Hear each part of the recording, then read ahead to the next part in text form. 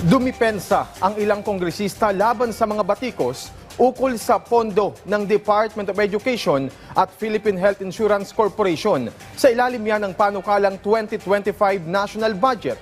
Sa isang press conference sa Kamara, pare-parehong nanindigan sina House Deputy Majority Leader Paulo Ortega at Assistant Majority Leaders Jude Asidre at Jefferson Conghun na nanatili pa ring prioridad ng pamahalaan ang DepEd. Giit ni Conghun, kung pagsasama-samahin ang mga proyektong pang-edukasyon ng gobyerno, ito pa rin ang may pinakamalaking alokasyon sa budget proposal, taliwas sa akala ng iba.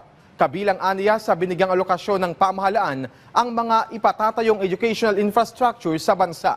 Patungkol naman sa PhilHealth, nanindigan din ang mga kongresista na mayroon pa ring pondo ang ahensya at ang kailangan lang ay matugunan ang mga problema sa sistema rito.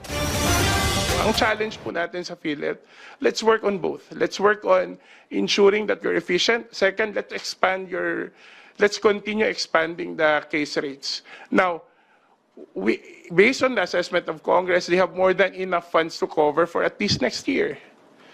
Diba? Kasi kung dadagdagan natin yon, lalaki ulit yung inefficiency. We're not saying that we're not going to fund PhilHealth forever. Wala akong kongresistang gusto yon.